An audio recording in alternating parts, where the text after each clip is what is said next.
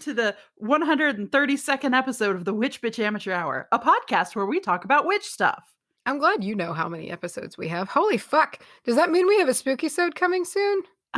Yeah, the 135th episode, bruh. We are almost close enough to at least being together for the spooky sodes. I mean, we might be together while we record, but like going to a creepy location. Yeah, I'm going to talk. I have some witchy conversation for you in that regard. I've realized that this year has really changed me, and it took me, I guess, just being solitary for a very large portion of this year and just kind of going intrinsically and, I don't know, working with spirit more. My attitude of ghosts and spirits and what they are, just because I've opened up to it in my own house and I've had my own interactions, like with the little child that I've been telling you about, it just has changed that for me so much. And I'm very interested to go back somewhere. And I don't think it will be, I'm going to be like uncomfortable because the energy always just gets really high when we do a spooky-sode because of what we're talking about. And then I feed off that and I pick up on the space. I'm really bad about, I can't help it. It's the empath thing. I just absorb the energy of the space and we don't stay in the most positive places. And it's part of that immersive experience of, putting myself there and picking up what's there. And I don't know, I just think that the next one's going to be different. Like I won't be quite so impacted. Like it won't be as big of a deal to me. I'll be more into like interacting with them. Yeah. And I figured from the get-go that something like this was going to happen, that we were each going to find our individual strengths and our individual paths. But through the fact that we talk about these things every week, we were also going to become stronger in each other's paths. You know what I mean? I did a vlog on our Patreon last week talking about tree and a tree spirit that and actually halfway through being on camera for that, I was like, shit, I'm talking to a tree easier than I ever have. Am I Macy? So I think it's really cool. I think this is actually we're getting to expand our repertoire. To talk about like how and I think it gets very discouraging when you start out in any of this to where like, you look up to people and you look up to them for exaggerated reasons and not exaggerating saying they're false, but like that they're prominent. Like for instance, like, starting out like my idol, like the true version of a witch, like the example is Jordan, like, oh yeah, exactly. Yeah. And so it's like, since I didn't can you imagine being somebody who wants to work with spirit and someone who can kind of naturally work with spirit. And and that, can you imagine what that felt like? Me sitting here, like, I think I heard a ghost. And then Jordan's over there like, yeah, I'm having dinner with one right now. Yeah, I'm there, bitch. Yeah, no. She's like, that's cute. Yeah, and I think that comes with it. I've realized now it's like, no, I am always going to be more earth driven and grounded and doing that kind of work. I still have it, and I have the ability to pick up on things and hear things and interact with things. And it just took a little longer to develop. Well, we said a million years ago, all of this it's like a muscle. It's not something that you just you can't have or you can't do. You just have to work on it. What are we talking about today? I'm talking about Orris root. Dude, first of all, no, we didn't pick the same thing, but I got halfway through Orris root today and then scratched it and started talking about something else. Holy fuck. Are you serious? No, dude, I got pretty far on. Why did you stop? I don't know. That's the thing. I don't know. I just stopped and I was like, I might do this next time. And I just like put it on the back burner. Oh my God. I would have been so upset if you would have, if it would have happened again. Macy, if you would have said Orris root and I was still doing Orris root as well, I would have screamed. What are the odds? Weird. We have to get out of each other's head. I don't think we can. Yeah. What's really happening is we're not getting better at each other's thing. We're just becoming the same person. We're merging. Yeah. And slowly over time, it won't be the Witch Bitch Amateur Hour, with us independently anymore. It'll be the Witch Bitch Amateur Hour with Mace Lee or Charmac. Charmac. Mac Car. There's a cute, we have a cute name somewhere out there. I just, we got to find it. I'm going to talk to you today about Sarsaparilla. That is weird that you say that because I thought about doing sarsaparilla too. Like not today, but like a couple of days ago when I was trying to think of a topic to do. I was thinking about sarsaparilla and about your parents' place. Sarsaparilla.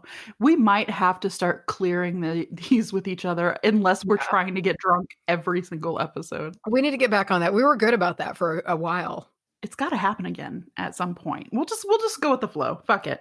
But before we go any further, today's episode is brought to you today by Clarissa F. If that name sounds familiar, it's because Clarissa F. operates both MidnightbyVerbena. Oh, and if you haven't, right. This is not an ad, but if you have check out Midnight by Verbena on Etsy. There'll be a link in the show notes, description, whatever it's fucking called. It's one of my favorite shops to just keep an eye on. There's all kinds of oils and shit. Mm-hmm. Speaking of a real witch. Anyway. Yeah. So thank you, Clarissa F.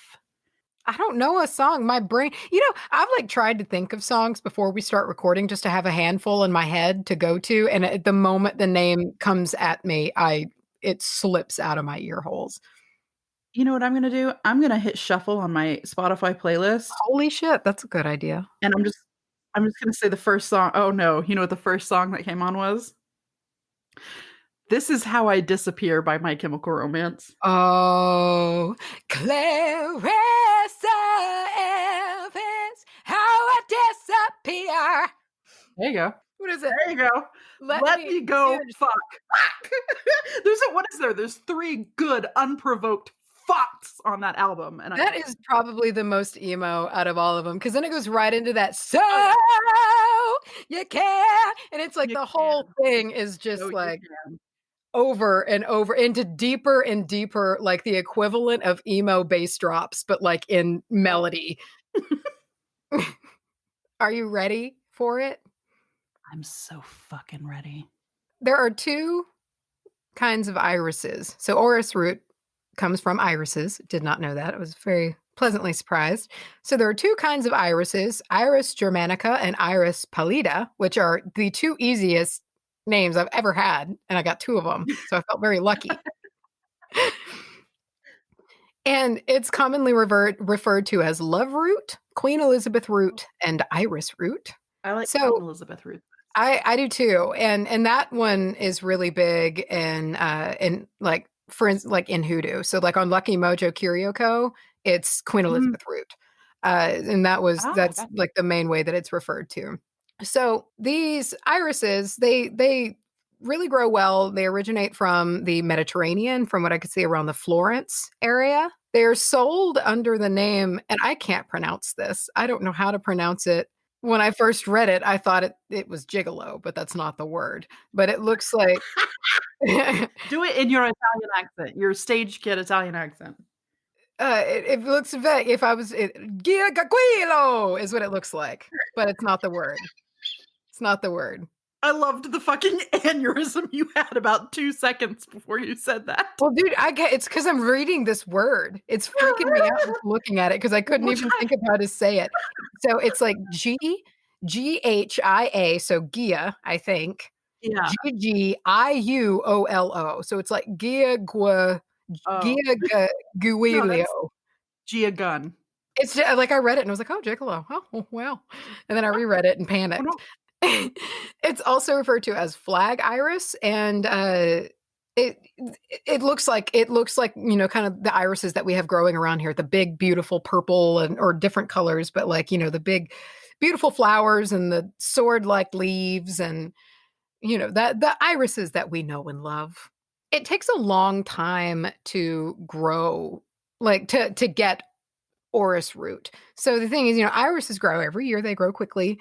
However, the root, when it's harvested, isn't exactly sellable in the way that it is commercially valued. So it's harvested in August, and it can take 3 to 5 years or more, depending on what it's being used for, to dry the root. So the root is harvested What? and then dried for a very long time. The rhizomes or the root stalks, it looks similar to like a ginger, like how those look when they're fresh. Macy. Oh, did I say Gingers have a ginger? Yes, but when they're fresh. It looked like a fresh ginger. Yeah, I felt myself say it, but I didn't hear myself say it. It's just, I think I want to believe you just constantly are thinking about gingers in the back of your head. All the time. I mean, are you not? So when the roots are first dug up, they don't really have a scent at all. Like they don't smell like anything. And the thing is, that's why they're not really worth as much when they're fresh in like the full commercial value, because orris root is commercially prized for its scent. And it takes a long time for the scent to develop in the rootstock during the drying process. So I feel like I have seen that on like perfume bottles. yes, it's huge, Ah. huge in perfume. So while like if you get really up close to an iris and smell it, you'll pick up a scent, but they're not like the most aromatic, but it still has a nice scent and you can smell it. The roots of the plant are really where like it's the most rich aromatically, even though it takes a while for it to age and develop. It surpasses the flowers in terms of scent content. I think I explained down here kind of what it smells like, or at least I hope I do. It's very similar in scent to lilac. So that good floral kind of sweet smell. Lilac. Remember when P.O. Box 865 got lilac? Oh boy, do I. I had forgotten. Forget. Thank you for reminding me. Oh, she deserved it. Really what a put little spinster.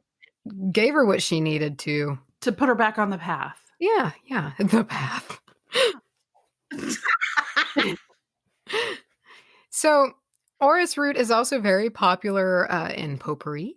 Okay, and if you're using it in potpourri, like you really can just use the powder and the root, and you don't need to process it any further. However, when you want to use it for perfuming, it's a bit more of a process. So the powder is dissolved in water, and then that's distilled. And from that, you get this essential oil, which is also called orris root butter or butter of iris, which, whoa, I love it. Do you? Butter of iris? Yeah.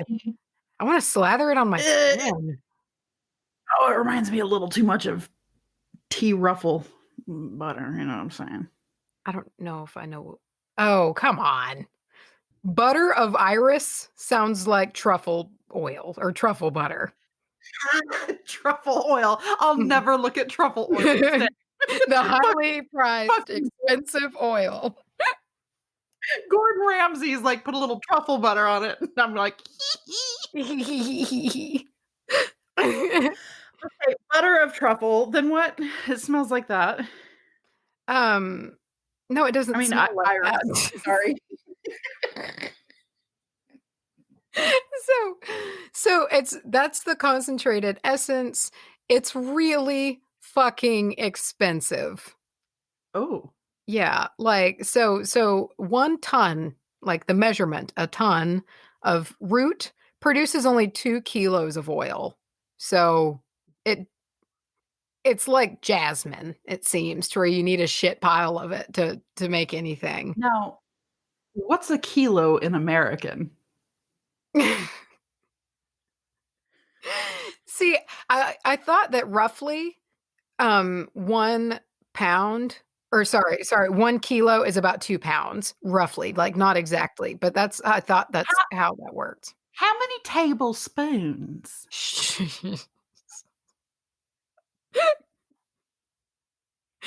Oh, that absolutely frazzled my brain for a minute. I was just like, oh my God. So, the price wise, I was kind of looking around online for how expensive that this can get. So, about $700 or so for 2 to 3 ounces is kind of where I kept landing. Excuse me? Yeah. She's pricey. Whoa. Yeah. So the fragrance, I saw several adjectives describing the fragrance. I saw woody, caramelly, tenaciously Mm. flowery. Oh, Yeah, I liked that one. And huh. it's did I say lilac? I'm sorry, it's similar to violets, not lilac. Okay, so all of that talk about lilac and doing this the Squidward lilac sound, that was for not? Irrelevant. Yeah. Fuck. And that was from Mountain Rose Herbs. Always a good source. It is used as a base ingredient in a whole slew of perfumes. So many. Like the list was huge. Like I guarantee you know one. Everybody knows one that it's in. It's Oh everywhere. yeah. You can find it in a few different forms. So you can find it in the powdered form, like the fine powder, the crushed, like root kind of pebbly form, to where it's like little nubbins, and in the oil. It's really prominent in potpourri. And the main reason for that is it's a good fixative. And I did not know what a fixative was until today, but it's something that you can add it to potpourri and it will help it retain the scent, or it'll kind of slow the evaporation of the scent that you put in it. And Well, it sounds if it takes so long to dry, is it because it's like an absorbent? Is it absorbing the smells around it and like keeping it preserved? I don't really know because it has the same property in perfume. So like it also adds and like it elongates the staying power of other scents. Even if the Orris scent or like the butter of iris or whatever it's called, even if its scent isn't the dominant one and it's kind of in the background, it adding it helps to just make the staying power of the scent last longer. I think it's that I don't like the word butter Why don't you like the word butter? because it just seems very specific. Unless we're talking baking and you're actually using like the food butter, it always creeps me out when somebody's like, "This is a body butter." What about It like just makes me shea feel like butter? I'm gonna feel. Yeah, I still don't like it. I just feel like I'm gonna be greasy. Well, oftentimes, yes, that's the case. Yeah. Orris root has been used for a very long time. I saw back to ancient Greece. They were all about it. They, would use it as in scent sachets and powders and things like that. It has been used as like a scented face powder, nice smell goody things. And it was really embraced for that reason, which is nice because I assume people stunk back then. I always assume that, but I figure that like I don't know about the Greeks, but I figure like the Romans always made an effort to smell nice. Yeah, they seem well, yeah, and they had all that running water and like Yeah, yeah, yeah. infrastructure. They could take a bath. I feel like they smell pretty good. So that was from perfumesociety.org. So I found some okay, Patrick.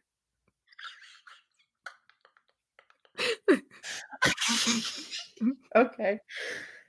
That's two recent instances where you've really embodied Patrick. Okay, so I hopped on over to WebMD and I was like, is this going to kill me? Apparently not. So Oh. it is, quote, blood purifying and, quote, gland stimulating. And I saw that all over the internet and I couldn't really find out how. Mm, But it was just like the same mm. copy and paste thing. I don't know what the original source is because you know how the internet works. And you just be like, you'll be on 4 different sites and they all say the exact same thing verbatim. And it's like, Dude, I have 2 instances of that in my topic today. it Fucking makes on it the hard to same cite page. sources. It does, but also, um, be careful when you Google gland stimulation. Oh, yeah. Unless you're in for it, I Unless mean, unless you're up unless you for don't wanna be that. careful about it at all. Woof. Other things. So used for muscle and joint pain, migraine, constipation, bloating, diabetes, and skin diseases. So that's just like the little list on WebMD that they had. It also seems to exhibit some expectorant properties. So maybe kind of getting all that mucus out of your lungsies. It's always good to have that in your back pocket if you need to. Can your rapper name be Lungsies? Lungsies. Oh, I like it. Lil Cute. Lungsies. Lil Lungsies.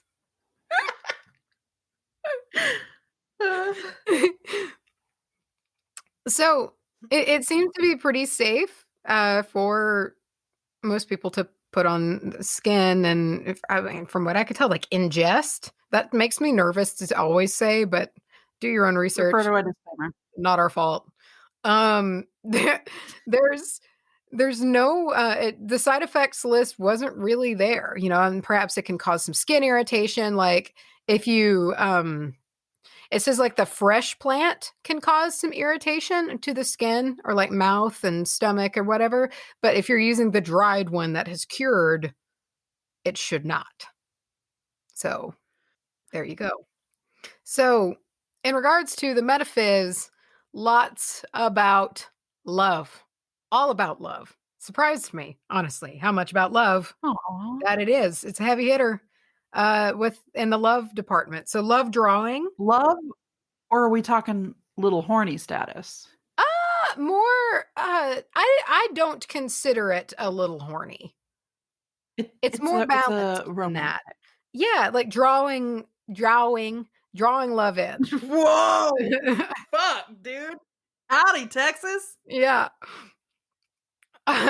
So it's good for, it's not like all about, about just fucking drawing in potential of love, bringing a love back, or self-love, just drawing in love. Its usage for love is very prominent in hoodoo, from what I was reading. And like I mentioned earlier, it's typically referred to as Queen Elizabeth root.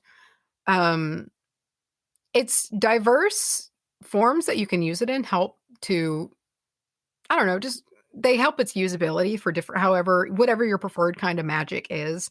So, it can be purchased as a powder, oil, or like the crushed root, and you can use it how you prefer. So it could be added to incense, which I have an incense recipe that I made for you if you want it at the end.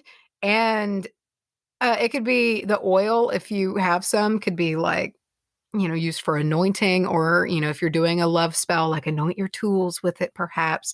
It can be placed on a candle for candle magic, and that could be both the powder and the oil, added to charm bags and other love charms that you might make. And you could even put it on yourself. And I suppose you could like sprinkle some on your target, but you'll have to weigh out personally if that's like your path, like if that's, your where you fall on those ethics. Is that to encourage them to love you, or is that more of a licorice root style, you're gonna fucking love me? I don't know. It doesn't seem quite that hard, assertive. Yeah, it's more of a drawer than a, okay. Well, that's what I get from listen, it, at least. Personal belief, dude. If you're not forcing anybody's hand, if you're just saying, hey, yo, think of me more often. Yeah. I mean, if you're thinking of me more often, but you're thinking, man, I hate that bitch, I'm not forcing you to love me. Yeah, no, and I agree with that. That's the gray, That's the gray. And I do love the gray. Sometimes you've got to go in the gray, like Gandalf the gray. He's so much cooler as the gray. I don't care what anybody says. Absolutely. He's got that cool wavy hair. Gandalf the White's kind of an uptight prick. Yeah, he's kind of, I mean, I get it. Like, I know he's on a mission and he can't die until he's done, but he's got shit to do. Yeah. He's no longer just popping off fireworks for some little bastard hobbit children. That'd be so aggravating. You fight this big, long battle and you just want to die, You've lived life. And then they're like, oh, no. All of the work that you've done in your life, that's like nothing in comparison to what we're going to make you go do before we're going to let you die. And also, you won't remember your name for a minute. Yeah, it's just like, that's a bothers me every time. Bothers me every time. He knows everything else, knows what he's supposed to do, but he's like, that's what they used to call me. That was my name.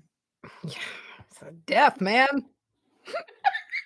Fucks you up in ways you can't expect. I mean, I've never died. I don't know. So, that said, you can. I just gotta move on. You can really, you could do whatever you want with it. So if you like candle magic and you want to anoint your candle with it, go for that. Or if you like to do more like jar or charm bag type things, like add it to that. You can add the powder, the root. You just kind of however you like to practice, you can go for it. You can anoint yourself with the oil, do a test patch first, and whatnot. It's for a very long time in history, the powder has been used to scent pomanders, which I think sounds so lovely. And Oh, yeah. like that was one thing I was thinking. I was like, you can make a pomander with the powder, and as you're making it, program it, so to speak, with like what it's for. Like if you're making it to, perhaps you've done some like you made it during a self-love spell, and every time you smell it, you want to kind of reawaken that spell and give it some life again, kind of like kind of feeding it a little bit, kind of tune into it and be like, you know what, no, I'm gonna kind of tune back into that spell, because that's something that I like to do. Yeah. And it depends on the spell, and sometimes like I send a spell out there and it's out, it's done, I did what I needed to do. But every now and again it's nice to kind of come back and like if it's a jar spell or something, to come revisit it and think on why you made it, and that still kind of remains there. And so that could be nice with like a pomander, and you could sit and smell it and kind of go back to that. And it was really for me like what I was thinking with self-love, like if you did a self-love spell and you always have that scent there to kind of remember and tune back into that. Or you could So give it to somebody, you and every could. time they smell it, they're just driven wild. Yeah. If that's your thing. Driven wild. Absolutely feral. Oh, foaming at the mouth. Ew. Frothy. Ew. Ah! I hate it. So I have a simple love incense for you. You probably For don't even me? have to have all of these things for anyone. Actually, I was talking to the For listeners, me. Charlie. For me.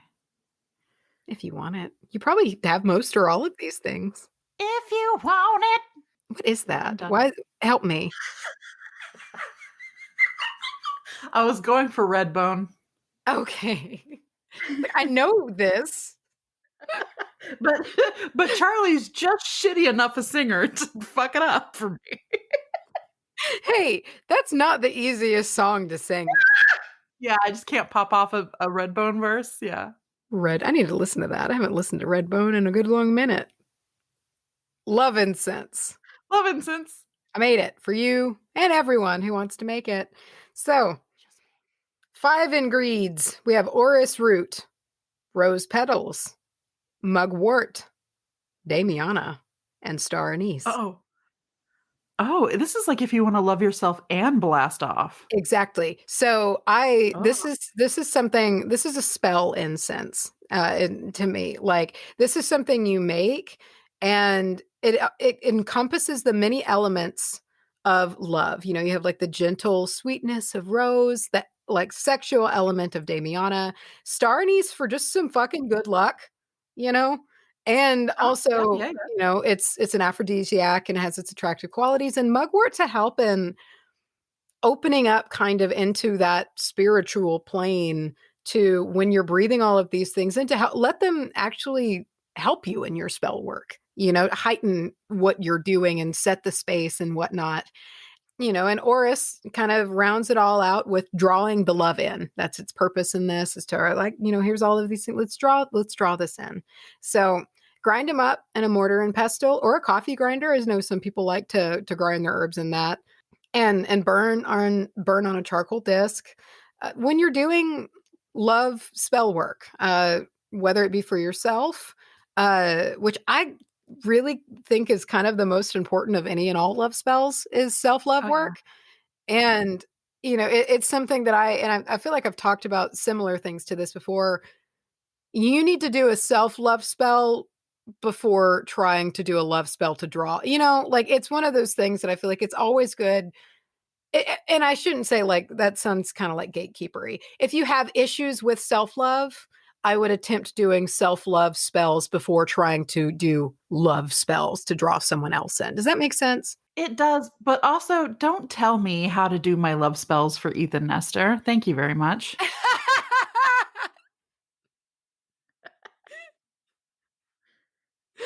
Oh, sweetie pie.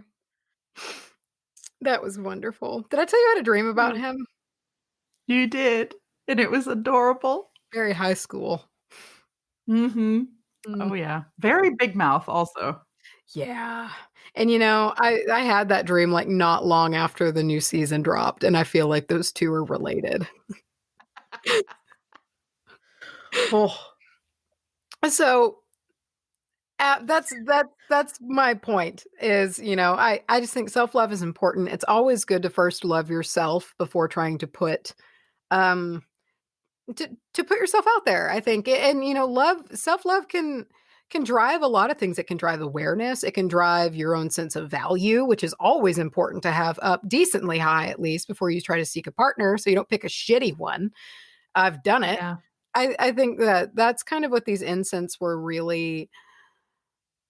That's what this spell came to me as, like this blend is for self-love, and however, you need that, maybe you don't feel very like sexual in your own like attractive or things like that. There's that bit of Damiana in there, just to kind of set all of that. And it has your gentle rose for just like sweet love, just tying all of that together to kind of like rebuild your sense of love for yourself. Speaking of rebuild, the whole time you're talking about this, I keep thinking, dude, this would be like invaluable for shadow work Yeah. because an ignored part of shadow work is you might have to face ugly stuff, but you need to love yourself through it, Yeah, So I you think have to be able to forgive yourself. That's so yeah, important in shadow absolutely. work.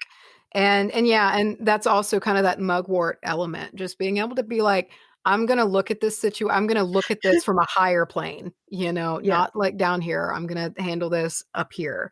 And that always helps a little bit. It's kind of like it's like being in a boat in water instead of swimming. When I was a baby witch, more so than I am now, one of the first times I ever sniffed, like I smelt some burning mugwort, I got so scared that I was about to astrally project. It's like when it's like when a teen first smokes weed and they're just like, am I high? I get it. Is this what being high feels like? Like I got half of a whiff and I was just like, can I drive home now? Am I okay? I wasn't that bad, but it did fuel a lot of my astrally project and freak out worries because when I do bath spells, I like fill that whole room with it. And in the early days, I was just like, oh God, what's going to happen? Oh, what's the herbs we did? The herb we did recently that was like it keeps you tethered to your body. Oh, yeah. Fuck, what was Fuck, we should that? know. I don't know. We should know. But listen, comment question of the week. Tell us. So to tie it all up, send her off. You can use it. You can use this incense however you want to. You can use it in a mirror ritual. You can use it. I guess you could use it in sex magic. Why not? If you want to like set the room up, like set Oh yeah. the scene. Oh, And it's versatile. So just some well-rounded good love. higher plane doing it. Yeah, some good like cosmic. You're trying to contact that sex ghost that lives in your house. Sex ghost. Sex ghost. I saw somebody post something on Facebook that was like the realtor is like, oh, we have 3 bedrooms, 2 baths, and it's got a nice patio that overlooks the scenery of the whatever. And somebody was like, yeah, sure, but does it come with sex ghosts? That's pretty fucking great. Like me. Wow. Yeah. I'm struggling to Well, that's speak okay. today. Because I keep interrupting you because I'm feeling chatty. I can't talk. I can't get my words out. I've really struggled with that How all does day. it feel? I How does don't that like feel, it. Mace? I wouldn't know. Do you feel frustrated at how your body betrays you? I do. Okay, mine's actually very short, so I feel like it's all going to come out in the wash. But before I move in, I just want to say that I woke up to a text message the other day from my dad, who had just listened to the episode that this was in, and he was so pissed off about me screwing up the wreck of the Edmund Fitzgerald. You called it. I just woke up to a text and he said, I am so mad at you for butchering the wreck of the Edmund Fitzgerald. Oh my God. And I sent him a screenshot. I know, fuck. And I sent him a screenshot of somebody who said, Charlie, I knew what you were talking about immediately. You had me at Hey Mitch Magooby. Hey Mitch Magooby. Hey Mitch Magooby. And Dad was like, Hey Mitch Magooby needs to be your new character. Hey Mitch Magooby. Hey Mitch Magooby. Hey Mitch Magooby. I love that name so much. Okay, I want to talk to you today about Sarsaparilla or Sarsaparilla. I can't hear it and not think of Sam Elliott. Do it. Give us some. Oh God, that's tough. He's special. You gotta. I can't. Sarsaparilla. That was pretty good. I liked it. It felt mediocre. Okay. Yeah, me too. When I did it, I get it. We're both a couple of deep voiced bitches. However, I don't think we can quite get on his level. No way. Yeah, no, my voice just cuts out if I try. You just go into that weird kind of painful squeak. Yeah, just breathing air. Sam Elliott. Got a little bit of the. Listen, I'm going to tell you about Sarsaparilla. Okay, here we go. So, first of all, you said Sarsaparilla. Sarsaparilla. If I'm not saying it like a cowboy, I don't say it correctly. So, there are several types of sarsaparilla. The most common, the one that you have heard about being in root beer and having this background, and you'll probably find the most in your local witchery shop, is Similax aspera. However, there's also wild, and that's Areola SPP, and I don't know how to pronounce that. So areola small pp. Got it.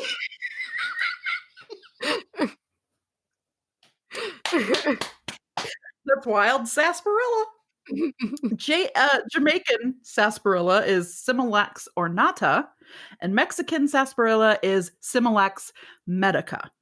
Okay, so Similax. Similax, and I don't know why wild sarsaparilla gets that sweet ass areola small peepee. I want that to be my new handle on everything. Areola small peepee. Check me out on Instagram at areola small peepee. So sarsaparilla in general is a group of vine-like plants that grow it grows sort of from the southern US, Central America, and northern South America. Do not get this confused with sassafras, because they have similar sounding names. Yeah, I think that might be what I'm mixing up with being what grows on your parents' property. I think they have sassafras. Yes, they have sassafras, which took me a while to kind of do to kind of figure out which one was which. Sassafras is a tree. They have similar sounding names as well as similar uses, down to them both being a main component in old school root beer. Do not burn sassafras, however. That's just the WBAH official statement on that. Of course, refer to our disclaimer, and there's more on this later, but there is a possible link to carcinogenic properties when burned. So that's for sassafras. I'm talking sarsaparilla. So, like I said, while both sassafras and sarsaparilla have, they both have this banned chemical in them called saffrole,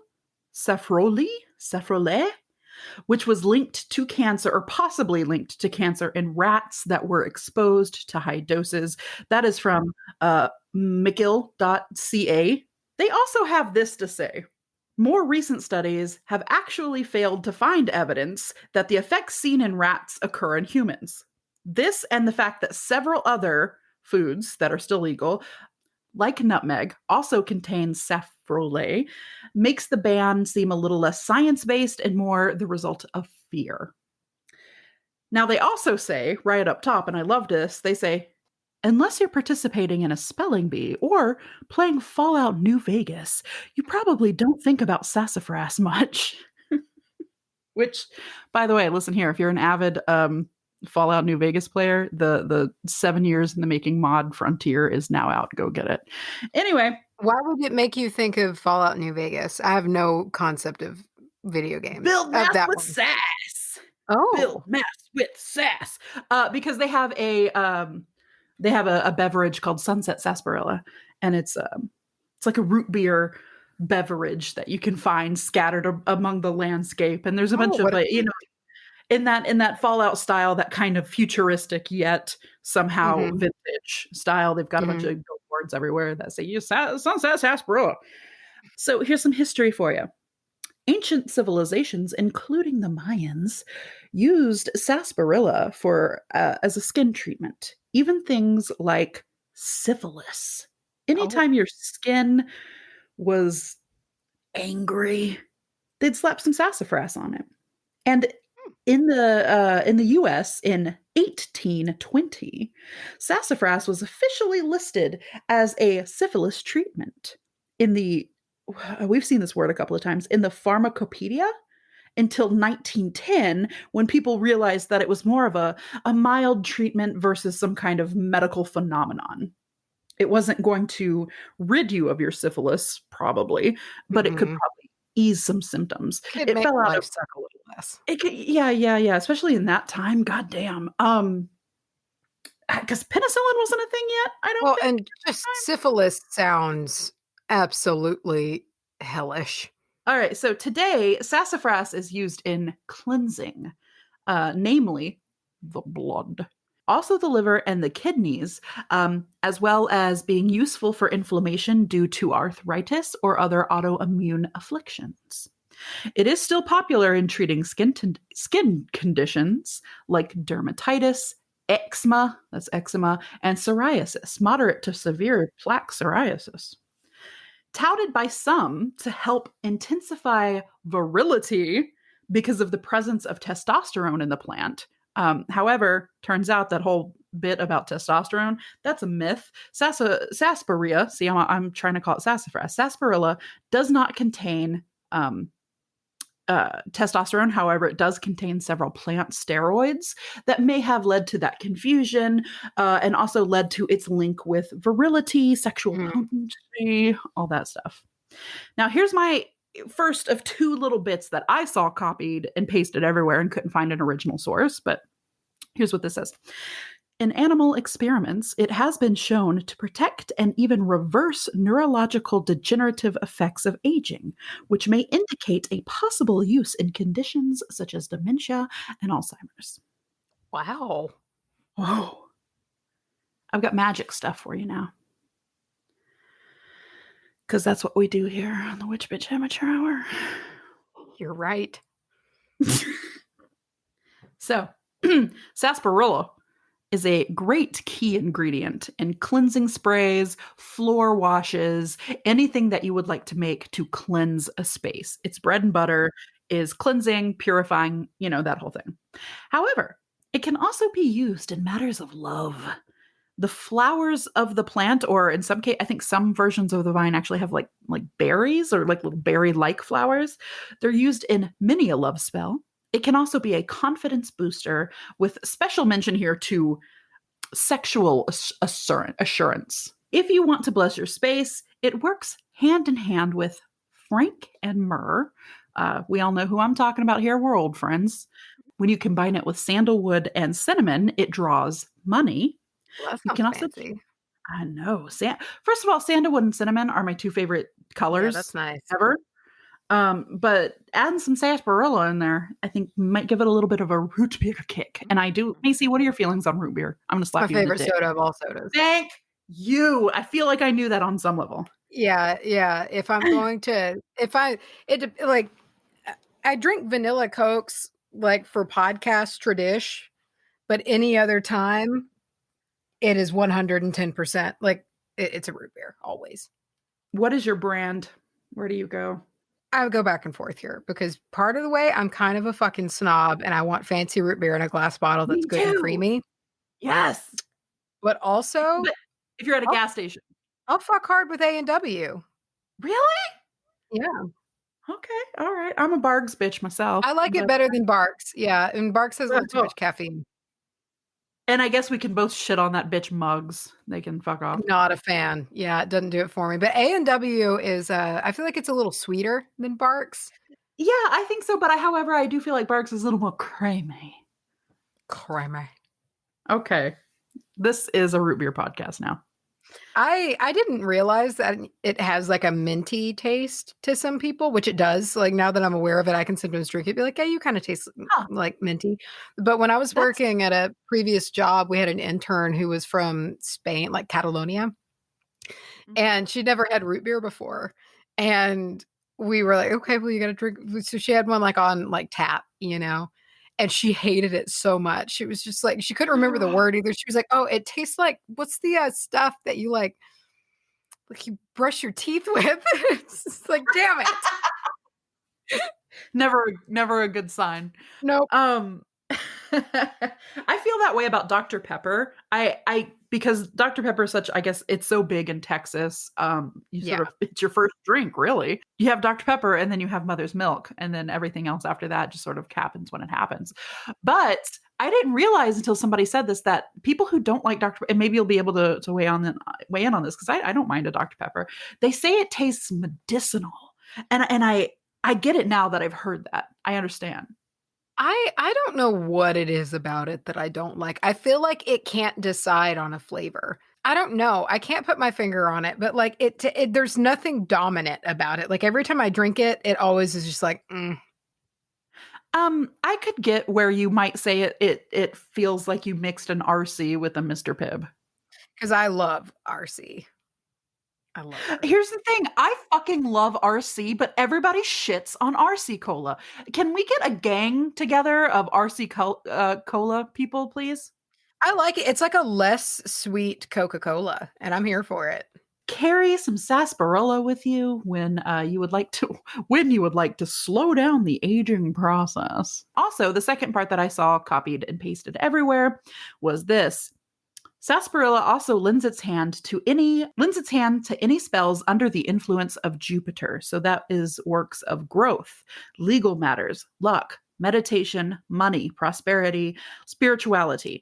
That being said, don't just chunk some sarsaparilla in like something you plan on consuming or again putting on your body. Be careful what you use it in, yada yada yada. But that short and sweet and sort of to the point is sarsaparilla. I enjoyed it. I think you just liked doing a good Sam Elliott. Yeah, I tuned out after that. As soon as you heard the word sarsaparilla, you were like, oh, this is my time to shine. I've always wanted to flex my Sam Elliott. Oh, man. Oh, speaking of Sam Elliott, classic portrait of a cowboy. You know what a classic cowboy food on the trail is? Yeah.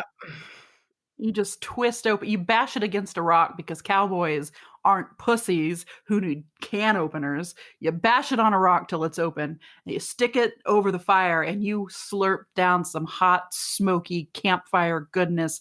Review footage. Here we go. This is from Brown Eyed Lady 70, and it's called Love. I just started listening to the podcast. This was my first. I love y'all. Macy, can you believe we were someone's first podcast? No, I mean, I guess that's, but it kind of makes sense. I feel like anyone who listens to us, we have to be their first because otherwise they would move the fuck on to someone else. They would be like, I know there are better put together and better sounding and better researched podcasts out there. I hope that for your first, we were tender and gentle podcasters. Oh, tender and gentle. Tender. I don't think anyone would describe us as tender. Maybe they'll pop off and say, that's what I think about when I think of you is the word tender. I don't like the word tender. I think of the feeling that you get when you poke on a bruise. Oh, yeah, like unpleasant tender. Like, oh, it's tender. We have a tweeter. We have a Oh, tweeter okay. where we Good. one tweet Uh-huh. at Bitch Hour Love. Oh, yep. Yep. Come have a Sunday roast with us. I can't. That was like 20. That was we have it coming You with us lost on it a little bit. Facebook at Witch. Come have a Sunday Yeah. roast with us. I don't know why it's so aggressive. Why don't we do Sunday, like, why don't we do that here? I was just thinking today, why don't we fucking do tea time? I've done tea time before, like one of the fancy teas that you do where they have all the little sandwiches. Nothing like what an everyday tea would be like, I'm sure, but like a fancy tea. And it was the best part of my life thus far. They bring you so much little tiny foods. And then Oh, you I love also get tiny to have foods. tiny foods, dude, and an alcoholic beverage, and like just a blend of salty foods and sweet foods and tea. Oh. Ugh, we need to do that when we get together. Let's go have like an afternoon tea somewhere. Oh, yeah, we'll go to a tea room somewhere and like Can we like dress fancy? oh, dude, yeah, we can. Yes. Yes, Can we wear hats of course. and gloves and look like we belong on the Titanic? I don't want to wear gloves because I'm gonna wreck those fuckers eating those little sandwiches. When you said wreck those fuckers, I thought you meant those sandwiches. I will fucking wreck those I sandwiches. will wreck those fuckers. Okay, bye. Oh, yeah, join us for, I guess, after hours, after the music. Oh, yeah, that's right. We've got after hours. Who knows what is actually going to go? Most of the episode might be after the music. Yeah, it's probably for the best. We need a cute little sign off for like at the end where it's like, let's turn down the lights because it's after hours. That was more porny than I wanted Yeah, it to be. I'm sorry. that's getting sexy. It's after hours. Brr, brr, brr. Brr, brr, brr, brr. Brr, brr, brr, brr. Oh, okay, goodbye. Wait, before we go, I need to do my check-in. I'm doing my wellness check on you. Are you having oatmeal for dinner? No, I'm not. Thank God. I'm Okay, not. goodbye. I'm having grilled cheese and soup. Oh, that's the best. Toasties and Let me tell you tomato something. soup. Hunter makes the world's best grilled cheese. You wouldn't know it. It's like a secret. He didn't tell many people about it, but he can throw down with the best grilled cheese you've ever had. You can slam out a grilled cheese. I'm gonna It's need unreal. proof. It's so, I don't know how Please he and does thank it. I watch him do it. It doesn't look like he does anything that special or difficult, but he just You know what it nails is? it. It's all of the love he puts into it. Maybe. I don't know. Or the extra mayonnaise that he puts on it to make it crispy. I hate mayonnaise, but he puts it on the Oh, I love it. outside. So it's not like Oh. still, you don't taste it. It's like put on the outside breads that are touching the pot or the pan, Yeah, and that's what makes it so maybe. crispy. Have you ever been in a kitchen? I know. The This is what I mean. I outside can't bread. talk. That touch the pot.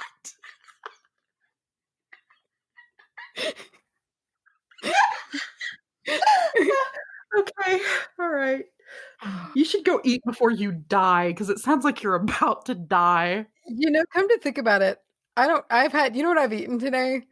I've had 2 Nothing but the cold sound of it. from the fridge at about 2 cold jalapeno poppers. You're wrecked. Go get food. Goodbye. Goodbye.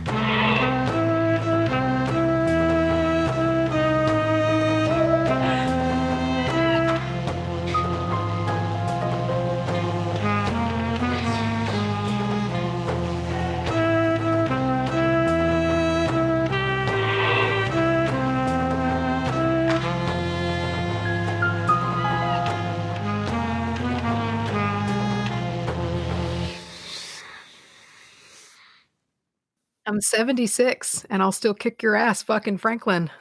Do you know who the fuck I am? Have you heard that song? Every once in a while, I'll look at that. No, The I have December no song idea. about Benjamin Franklin? I think called Benjamin fucking Okay, Franklin. hold on. Am I having a stroke, or did you just say that there was a song by the Decemberists about Benjamin Franklin? You heard me. It's Oh, yeah. Wait, why am what's I? that sound? Oh, my meditation playlist just opened. Sorry. I was like, something very chill is happening in the background. Let me see. Benjamin, let me see what it's called. Hold on. I think it's called Benjamin fucking Franklin. Yeah, he wrote it. I don't know the full story. Like, he wrote it like in association with Lin-Manuel Miranda, or like it's around Hamilton. Oh, Yeah. So, and it's a seriously great song. It's so sassy. It's him at full sass level. full sass. Yeah. Ben Franklin's song. That's what it's called. Y'all should go listen to it. It's a good time. Oh, I didn't realize we were officially podcasting. I'll stop slamming my hands into my legs. I mean, only for the past 3 minutes, and none of it has been particularly earth-shattering. So technically, we don't have to. I figured it would have all got cut, and we could just start from here, like a real fake. Welcome back to the Witch Bitch Amateur Hour.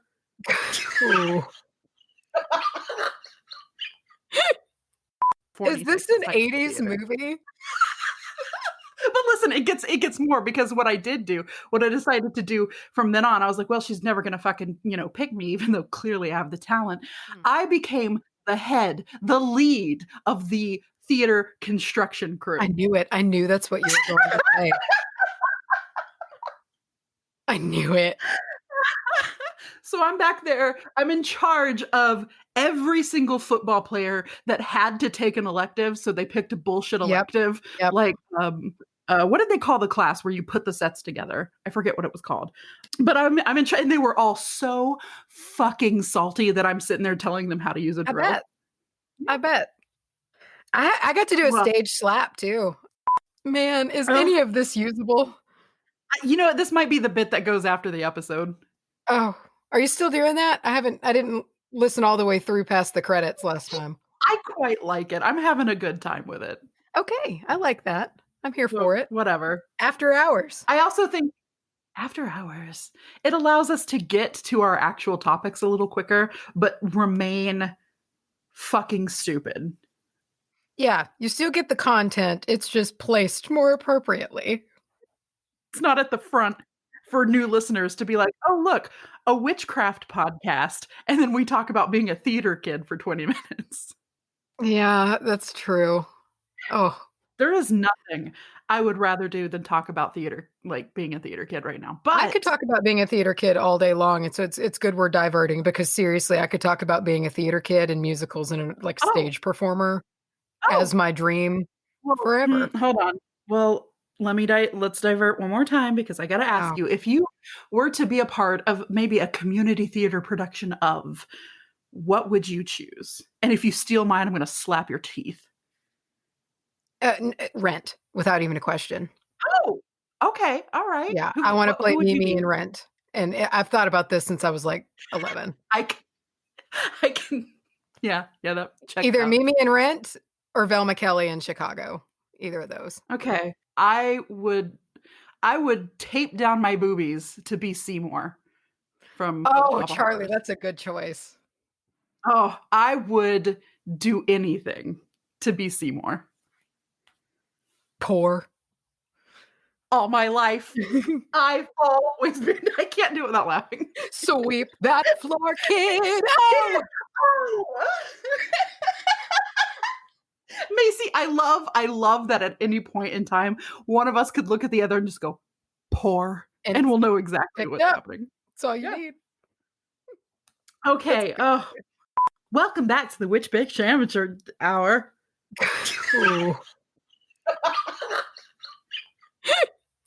Yeah. Well, listen here, Tulio. Yeah. Which is officially a new nickname that I have for you. Okay, great. It happened in passing, and now it's here to stay. Okay, I support it. Hello? Yeah, can you hear me? Oh, yeah. No, sorry. I thought someone was knocking on the door. They want another bourbon and Coke, Yeah, yeah. shaking their tea glass at you. It's funny because the one who's always really down for like gifts of alcohol, I'm talking about ancestor spirit here at my altar, whatever. But the one that's always real pumped up for alcohol, it is never like quite sitting still. And I just always imagine it's just kind of have like just kind of like tap, just like dance energy a little bit, you know? Also big theater kid energy coming off of this one. I don't know what that means, but I know I feel exactly what that means. I was gonna say, I feel like if you know what that means, then you know what that means. Yeah. Oh, yeah. Hell yeah. Big How much theater kid energy. Oh my God. big theater kid energy? That hits me right in the preteens. Oh, did I ever tell you that one time I was auditioning for one of our school plays, and I screwed up so badly. I pulled a classic Charlye mushmouth moment, and I mixed. Rest in peace. I mixed two words that were completely innocent, and I said something very embarrassing in front of everyone who was auditioning. So the line was something along the lines of, "I took him upstairs and I made him eggs," or "I gave him eggs." Him eggs jammed in my mouth, and what I said was, "I took him upstairs and gave him a head." Oh my God. And it was one of those moments that like I realized that even our theater teacher was like doing that, like laughing a little too hard, unteacherly style. And I just sat there and I was like, this is over. My high school acting career is over. And you very visibly blush too. Yeah, I do. Yeah. And I bet you were beat red. Beet red. Yeah. Beet fucking red. I never had one that bad, granted, I did performance stuff. It just wasn't technically theater. I did like show choir and stuff. But like I got out of the theater program at like 13. That's the time to get out, dude. Yeah, I don't feel like I don't know. Like I didn't get too deep into it, but I was also an art kid. Yeah. Yeah. Yeah. Yeah. Yeah. That just made so much sense. I had to agree with it. Yeah. I was theater kid, but I always made callbacks for spots, but then every single time I also got the talk from my teacher that was like, "Listen, I really want you in this, but you're also truant, so I can't pick you." Oh my God. Oh. So I like to think that I would have been the breakout star of 46. Is this an 80s movie? I got to do a stage slap too. Oh, fuck yeah, which I think is just an actual slap. It is, and I felt super bad because I got him on the ear once, and I felt so bad because he was the sweetest little thing in the whole wide world. He was just the sweetest guy, and I didn't mean to because it was a fight scene. Like we were getting dragged off of like a picket line, you know? And like the theater teacher was like, "Y'all just fucking go for it," you know? But I knew the placement and I just missed because I was getting jerked around and I got him like square ass on the ear. And it took him about 15 minutes to be able to like speak. Macy, you fucking popped his eardrum is what you did. And he was just he probably to this day can't hear very well. Thanks, Mace. Yep. Woo boy. But before we go any further, wait, hold on. That's not the format we do. No, what are we talking about? A real intro. If that's all going at the end. Oh, okay. Well then, hi.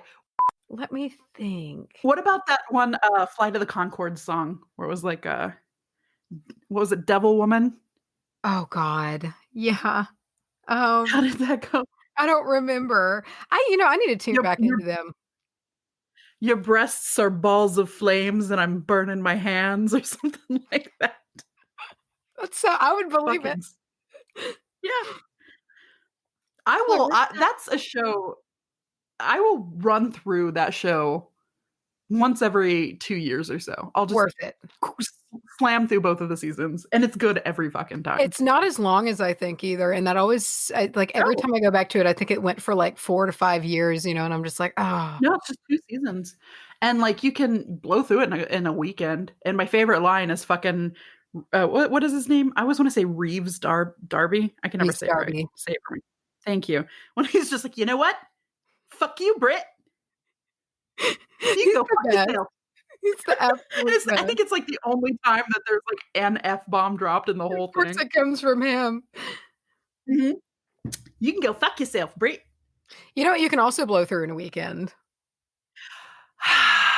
If you say I Letterkenny, don't think I have to say it. here's the thing. Here's my personal vow to you that I've made vows all the time and I never stand by them, but this time I will.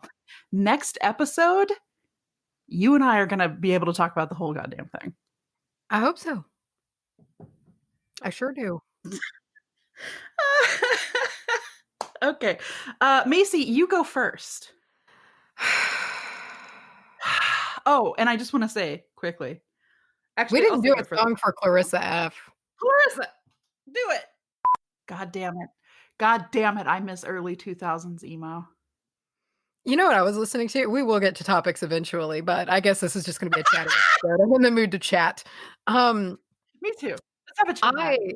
I every now and again, I just get in the mood to go back to and not like the early to mid 2000s like emo music, which I was super into, but Oh, yeah. like the early to mid 2000s soft music like We the Kings.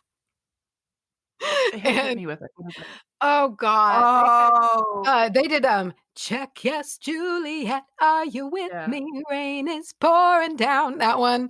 And like Secret Valentine, which is about fucking, but like wrapped up in this um PG rated version, I think. But I'll go down Strawberry that road.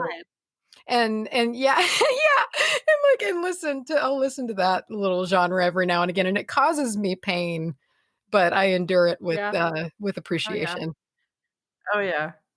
There's a song, and I'm gonna tell you what it is, and you're gonna cringe your butthole off, but there is a song that when I was working at, AMC theaters, you know how they loop popular songs, they pipe Yeah, the music yeah. in when you're not listening?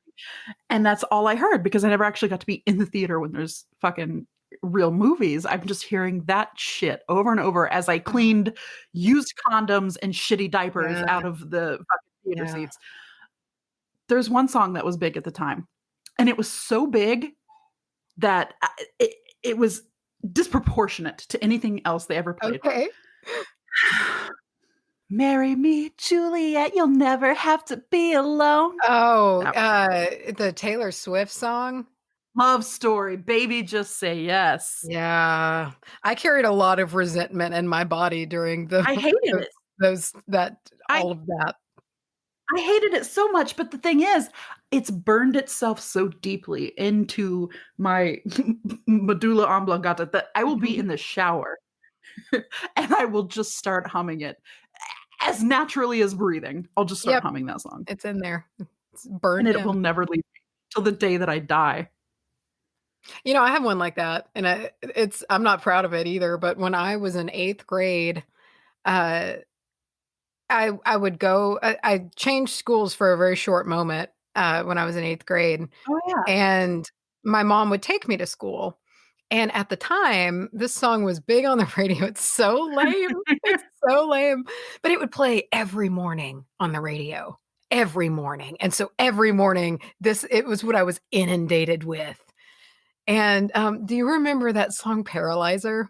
I listen, I love that song. You I can't fucking love that song. it slaps, don't get me wrong, but it's that cringy No, but appreciative you're just like, "Okay, I'm for it," but it's just like, it's just a good classic pop punk moment. That's the one that's like, if your eyes could do what your body does, or yeah. your body could do what I'm your eyes not could do. paralyzed, but I see Yeah! right behind you. Yeah.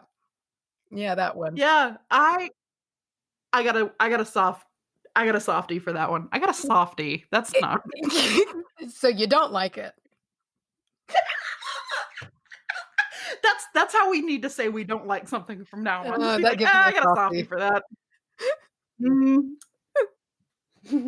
Gross.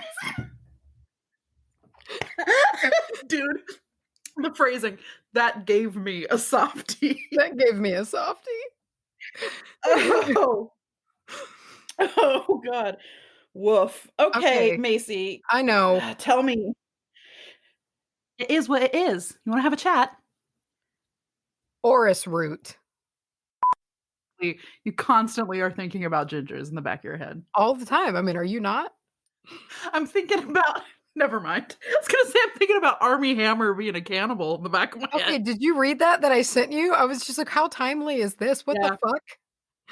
Yeah, I know. I like how we've never spoken his name before, and then the second we do, he turns He's a into cannibal. a trash bag. Yeah. Oh. I knew I didn't like him for a reason. I knew it. I knew that I knew that's why I didn't know who he was for a reason. That's the telltale sign. If Macy doesn't know who you are a cannibal.